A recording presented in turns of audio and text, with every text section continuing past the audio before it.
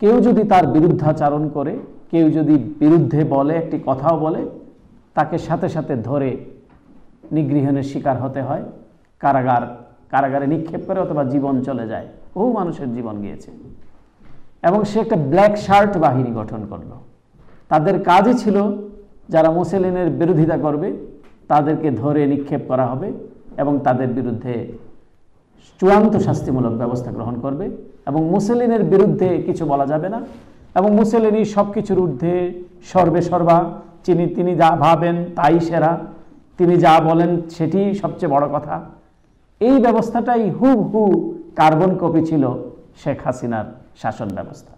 আপনি দেখেন ব্ল্যাক শার্টের পরিবর্তে সে হেলমেট বাহিনী ছাত্রলীগ গঠন করলো, কিভাবে ছাত্রলীগকে লেলিয়ে দিল, কিভাবে মানুষের মুক্ত মতকে রুদ্ধ করলো, কিভাবে মানুষের অধিকারকে কেড়ে নিল একে একে, এবং এমন একটি আবহ তৈরি করলো কিছু স্থাবক শ্রেণী নিয়ে, এদের মধ্যে বুদ্ধিজীবী, সকল সাংবাদিক, কবি, কিছু কিছু সাহিত্যিক সে পেয়ে গেল, এবং তারা শেখ হাসিনার আরাধনায় নিজেদেরকে নিয়োজিত করলো, এবং এইভাবে করে সে বাংলাদেশকে প্রায় 1.5 দশক ধরে শাসন করলো।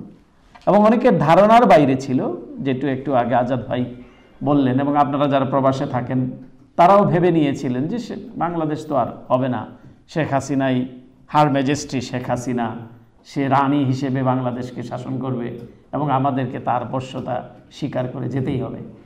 কিন্তু না, এই ধারণা ভুল প্রমাণিত করেছে আমার দেশের কোমলমতি ছাত্ররা, স্কুল বয়সী ছাত্ররা, কলেজ পড়ুয়া ছাত্ররা, ইউনিভার্সিটির পাদদেশে যারা ঘুরে বেড়াচ্ছে সেই সমস্ত ছাত্ররা, এবং তাদের সঙ্গে যুক্ত হয়েছে আমাদের দেশের রাজনীতিক, যারা রাজনীতি করতে গিয়ে সর্বস্ব হারিয়েছেন, অসংখ্য গুমের শিকার হয়েছেন, অসংখ্য তারা তাদের পরিবার পরিজনকে হারিয়েছেন, অর্থ বিত্ত সব কিছু হারিয়েছেন। এরকম পলিটিক্যাল পার্টিসগুলো তাদের পেছনে ভ্যানগার্ড হিসেবে তারা দাঁড়ালো, এবং ছাত্ররা সম্মুখ ভাগে থাকলো। সকলের সম্মিলিত প্রচেষ্টায় ছাত্র, শিক্ষক, যুবক, মেহনতি মানুষ, গার্মেন্টস ওয়ার্কার, বিএনপি, জামাত, প্রগ্রেসিভ পার্টি, সকলের সম্মিলিত প্রচেষ্টায় আমাদের সেই কাঙ্ক্ষিত বিজয় অর্জন করলো।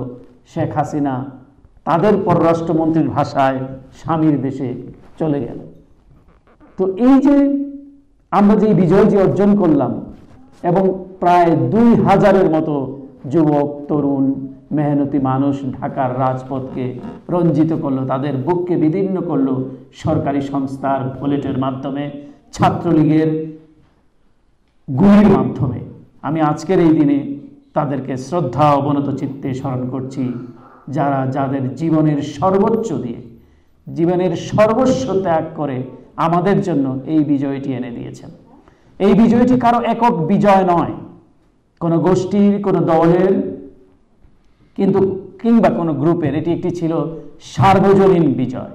এবং সব ধরনের মানুষ, সব ধরনের, আমরা দেখেছি মায়েরা কিভাবে রাস্তায় নেমেছে, ছেলেদেরকে খাইয়ে দিচ্ছে, পানি তুলে দিচ্ছে, এবং নিজের ছেলেকে মিছিলে তুলে দিচ্ছে, বাবারা তারা সঙ্গী হচ্ছে ছেলেদের সঙ্গে। এই যে সকলের সম্মিলিত প্রচেষ্টায় সকল রাজনৈতিক দল মত, ওই মুসলিনী আর হাসিনার দল ছাড়া, ওই তো একবিংশ শতাব্দীর যে মুসলিনী, লেডি মুসলিনী, তার স্থাপক শ্রেণী ছাড়া সকলেই কিন্তু একই মঞ্চে, একই জায়গায় এসেছিলেন বলেই আমরা আমাদের এই কাঙ্ক্ষিত বিজয় পেয়েছি। কিন্তু মনে রাখতে হবে, আমাদের এই বিজয়টি যাতে হাতছাড়া না হয়। তারা কিন্তু ওপারে বসে, আপনারা মনে করতে পারেন যে হয়তো সময় কাটাচ্ছে আর বাইজি নাচ দেখছে, তা কিন্তু না। তারা ওপারে বসে ষড়যন্ত্রের জাল বুনছে, এবং এই ষড়যন্ত্র বিস্তৃত হবে তখনই যখন আমাদের মধ্যে অনৈক্য, আমাদের মধ্যে বিভেদ, আমাদের মধ্যে দ্বন্দ্ব যখন প্রসারিত হবে, তখন তারা তাদের ষড়যন্ত্রের জালকে বিস্তৃত করতে পারবে। না হলে বাংলাদেশে কিন্তু তাদের কোনো স্থান নাই। বাংলাদেশের মানুষকে তাদেরকে পরিত্যাগ করেছে ঘৃণা বলে।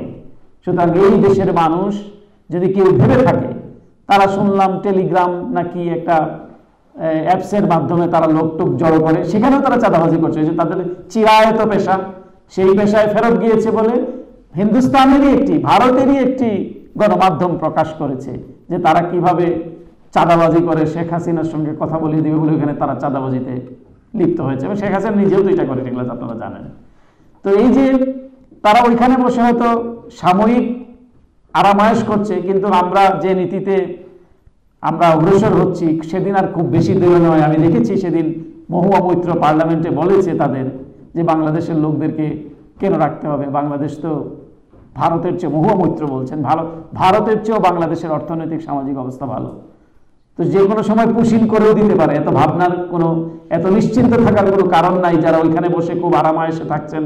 কারণ ডিপ্লোমেসিতে, কূটনীতিতে দুই দেশের যখন স্বার্থ সংশ্লিষ্ট ব্যাপারগুলো সামনে আসবে তখন কিন্তু মনে হতে পারে যে এই পুশিনের মুখোমুখি কিন্তু হইতেও পারে, এবং এখানে বাংলাদেশে এসে তাকে বিচারের মুখোমুখি হতেই হবে। শেখ হাসিনার বিচার যদি নিশ্চিত না করা হয়, খুনিদের বিচার যদি নিশ্চিত না করা হয়, তাহলে আমাদের এই রক্তের সাথে প্রতারণা করা হবে, এবং এটি বাংলাদেশের মানুষ সহ্য করবে না। সুতরাং শেখ হাসিনা যারা এই হত্যাযজ্ঞে মেতে উঠেছিল প্রত্যেককেই বিচারের মুখোমুখি হতে হবে। এখন সব কিছুই আপনারা দেখছেন ভিজিবল। আপনারা সেদিনও দেখেছেন বিবিসি যে ডকুমেন্টারি করেছে, আল জাজিরা যেভাবে ডকুমেন্টারি করেছে, বাংলাদেশের সংবাদ মাধ্যমও আমি দেখেছি এটি উঠে এসছে যে কিভাবে শেখ হাসিনা গুলির অর্ডার দিচ্ছে সরাসরি। ভাবা যায় একটি রাষ্ট্রের চিফ এক্সিকিউটিভের আসনে বসা এক মহিলা সে গুলির অর্ডার দিচ্ছে যে আমি বলে দিয়েছি তোমরা গুলি করো। এই যে মানে যে দেশের মানুষের উপর, নিরীহ ছাত্রদের উপর গুলির অর্ডার দিতে পারে সরাসরি, তো এর চেয়ে নৃশংস, এর চেয়ে ভয়াবহ, এর চেয়ে মানে জেদি আর কি হতে পারে।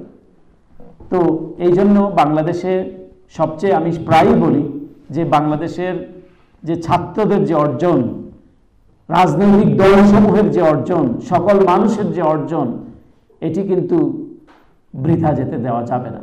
আমাদের অনৈক্য, আমাদের দ্বিধা দ্বন্দ্ব, আমাদের একটা ব্যক্তি স্বার্থ থাকতেই পারে, আমার একটি পছন্দ অপছন্দ থাকতেই পারে, আমার একটা দ্বিমত থাকতেই পারে।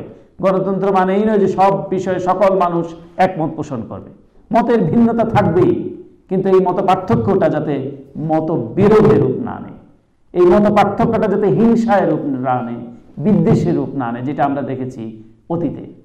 তো এই বাংলাদেশ কিন্তু বাংলাদেশের মানুষ আর চায় না। যে মাটি তার ছেলেকে মিছিলে তুলে দিয়েছে, যে বাবাটি তার ছেলের সঙ্গে হাত ধরে মিছিলে অংশগ্রহণ করেছে, রক্ত দিয়েছে, সে কিন্তু এই বাংলাদেশে আর ফেরত যেতে চায় না। সুতরাং আমাদেরকে সেই বাংলাদেশ গড়তে হবে যেটি কাঙ্ক্ষিত বাংলাদেশ।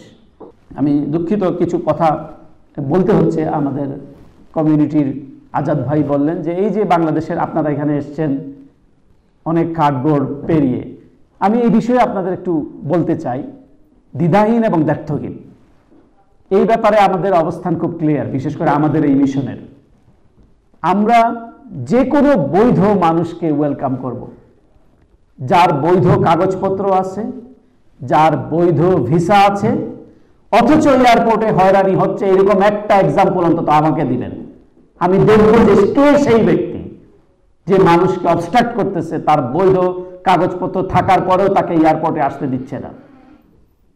আমি এই দায়িত্ব নিয়ে বলছি। সুতরাং যাদের বৈধভাবে, বৈধ চ্যানেলে আপনারা যারা আসেন তারা আসবেন, কিন্তু আমাদেরকে খুব ব্যথিত করে, বেদনার্থ হই যখন দেখি যে 30-35 লক্ষ টাকা খরচ করে পাহাড় ডিঙিয়ে, সাগর ডিঙিয়ে, নৌকা করে, কি দরকার?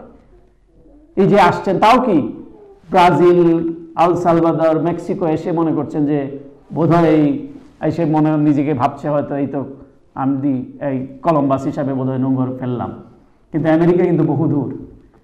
তো এই যে আমেরিকা যাওয়ার যে একটা ব্যাকুলতা, বাসনা, এটা কেন? এটা পরিত্যাগ করতে হবে। আপনি 35 লাখ টাকা বাংলাদেশে ইনভেস্ট করেন, যে 35 লাখ টাকা আপনি খরচ করছেন, এই 35 লাখ টাকা দিয়ে কিছু জমি জমা কিনে আপনি একটা ভালো গরুর খামার করতে পারেন, আপনি একটা ভালো মুরগির ফার্ম করতে পারেন, আপনি একটা প্রোডাক্টিভ খাতে যেতে পারেন, ইন্ডাস্ট্রিও করতে পারেন।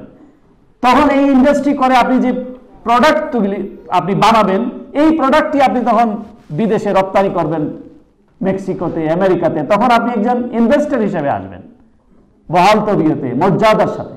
কেন আপনাকে 35-40 লক্ষ টাকা নাকি আমি শুনলাম সেদিন খরচ করে মেক্সিকো পর্যন্ত এসছে, তারপরে তাকে জিম্মি করা হয়েছে আরো টাকার জন্য। এবং এই জিম্মি করার পেছনে নাকি কোনো কোনো বাংলাদেশি কেউ কোন একজন আছেন, আমরা কিন্তু ফাইন্ড আউট করছি। যদি আমরা কোনো বাংলাদেশির কোন ইনভলভমেন্ট পাই, আমি তাকে বাংলাদেশি ভাববো না।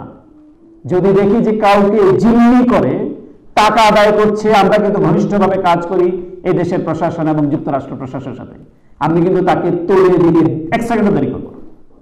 সুতরাং মানুষের গরিব মানুষের পয়সা নিয়ে, আমানতদারি নিয়ে একটা হলো হঠকারী করবে, আমানতের খেয়ানত করবে এবং ওই মানুষটাকে ভোগাবে। এটা ভাবা যায়?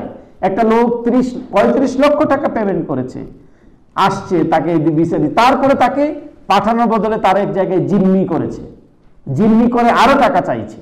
এই চক্র কিন্তু এটা একটা চক্র। আমরা কিন্তু এই চক্রতে হাত দিব, বিন্দুমাত্র কণ্ঠাবোধ করবো না, সে যে দেশেরই হোক। তো আমি এই ব্যাপারে আমি সতর্ক থাকার জন্য বলবো, আপনারা যারা মেহনতি মানুষ, আপনারা যারা মাথার ঘাম পায়ে ফেলে উপার্জন করেন, আপনারা যারা কষ্ট করে নিজের জমি ভিটাবাড়ি বিক্রি করে এসছেন এবং বৈধতা পেয়েছেন, আপনারা এই দেশ, যেই দেশের বৈধতা পেয়েছেন সেই দেশের যাতে নিয়ম শৃঙ্খলা মেনে আপনারা যাতে কাজ করতে পারেন এবং বাংলাদেশের এই রাস্তাটাকে পরিহার করতে হবে। বৈধভাবে আসেন, আমাদের সুযোগ থাকলে আমরা সেখানে করব। কেউ যদি বৈধ তার কাগজপত্র আছে, ইভেন সে ওয়ার্ক ভিসা, সেটা ভিসা পাচ্ছে না, সেসব ক্ষেত্রেও কিন্তু আমি সহযোগিতা করতে দ্বিধা করব না। কিন্তু আপনারা জানেন যে মেক্সিকোর কোনো কনসুলেট বাংলাদেশে নাই, নয়াদিল্লি ভিত্তিক, এবং নয়াদিল্লিতে আপনাদের অনেক কাঠঘর পোড়াতে হয়। আমরা এই সরকারের সঙ্গে কাজ করছি, আমরা আশা করছি স্বল্প পরিসরে হলেও আগামী বছর থেকে একটা তারা কনসুলেটের ব্যবস্থা বাংলাদেশে করবে, এটা আমরা আশা করছি। এবং এটা নিয়ে আমাদের ফরেন অফিস কনসালটেশন আছে এই 19 তারিখে এই মাসের। এই বছর আমরা আগেও বলেছি 50তম বার্ষিকী আমরা পালন করছি। আমাদের আমাদের কূটনৈতিক রিলেশনের মেক্সিকোর সাথে আমাদের যে কূটনৈতিক সম্পর্কের 50তম বার্ষিকী 28 তারিখে আমরা প্রেসিডেন্ট প্যালেসের পাশেই যে এডুকেশন মিনিস্ট্রি, তারা আমাদের সাথে জয়েন্টলি একটা প্রোগ্রাম করছে। সেখানে আমরা একটা রিসেপশনের আয়োজন করেছি এবং আমরা একটা ফটো এক্সিবিশনের আয়োজন করেছি। বাংলাদেশের প্রখ্যাত ফটো সাংবাদিক শহীদুল আলম, তিনি আসবেন, লেখক সাংবাদিক, তার ফটো এক্সিবিট আমরা করব। আপনারা সেখানে আমন্ত্রিত।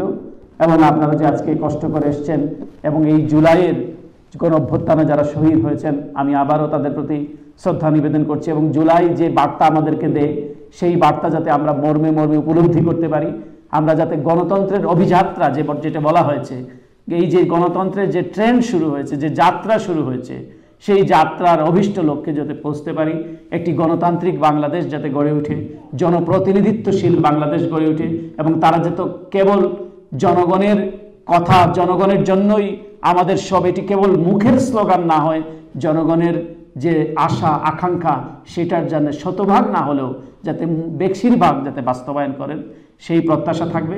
এবং ঐক্য এবং ঐক্যই আমাদেরকে আগামী দিনের বাংলাদেশ বিনির্মাণে আমাদেরকে শানিত করবে, আমাদেরকে শক্তি যোগাবে, আমাদেরকে উজ্জীবিত করবে। এই প্রত্যাশা রেখে আমার বক্তব্য এখানেই শেষ করছি। অনেক ধন্যবাদ আপনাদেরকে। আসসালামু আলাইকুম।